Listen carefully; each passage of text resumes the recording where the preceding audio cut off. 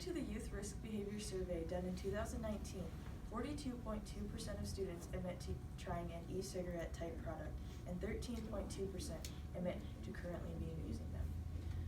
So here we can see that 20% of people between the ages of 18 and 26 have tried an e-cigarette product.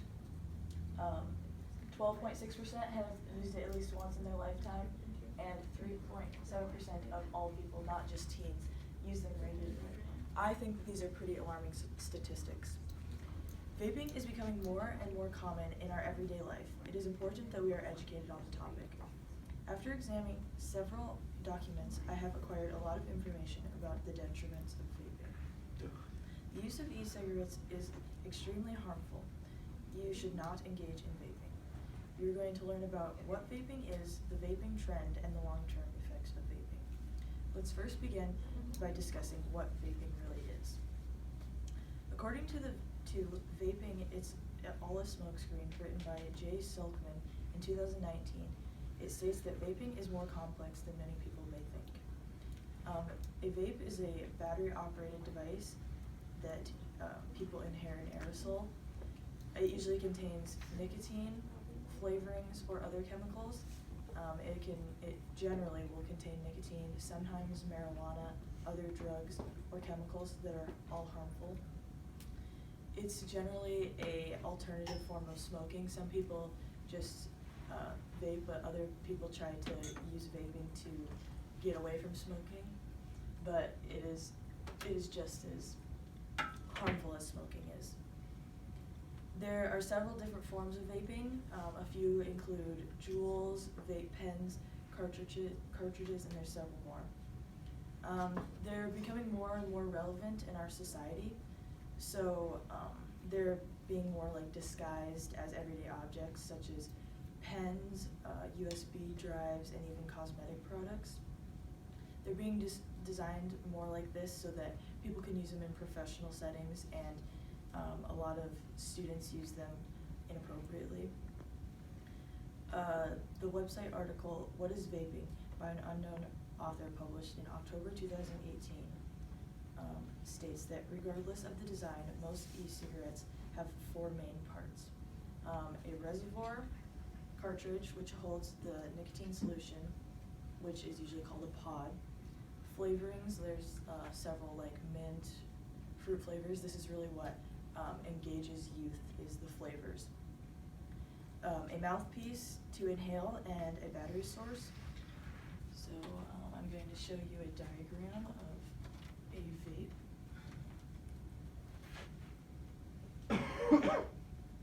So here you can see, here's the battery where it's usually rechargeable.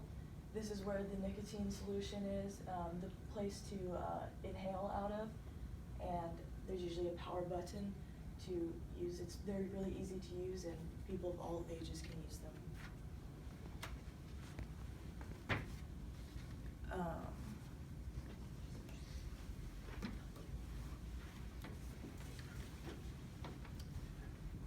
Now that we've learned about vaping, let's talk about the vaping trend among teens. According to E-Cigarettes, A Dangerous Trend, by an unknown author published in 2019, it states that teens are no longer smoking, but rather have converted to the new trend, vaping. 1/3% of high school seniors vape actively. 2/3 of those same seniors admit to at least trying it one time. A lot of them admitted to trying it because their peers were also doing it, and they felt more pressure to do it when they were around their friends. And a lot of them also admitted to having friends that actively vape, which is what inspired them to try it as well. It's becoming more normalized, especially among youth. People just think that it's an everyday thing that all their friends do, and that it doesn't have harmful effects. According to Trends in Adolescent Vaping 2017 to 2019, written by an unknown author on October 10th, 2019, between 2018 and 2019, vaping had reached an all-time high from the last 40 years. 12% of students admit to vaping every day in the last 20 days. Several students are addicted to vaping, and it's mostly the nicotine that they are addicted to. Several say that they cannot go without vaping. They often wake up in the middle of the night to vape because they can't go long periods of time without it. Some even admit to using vaping products at school. Several try vaping with their friends, and they claim it only takes a few times to get hooked. A lot of students say that the urge intensifies to vape when they're with friends to have the sense of fitting in. Next, let's learn about the long-term effects of vaping. According to the article, Vaping in Teens, published by an unknown author on an unknown date, it states that you should be aware of the harmful long-term effects of vaping. You are 50% more likely to try harder drugs in the future if you are actively engaging in vaping. Nicotine is a very addictive chemical, and it is proven to be just as addictive as heroin.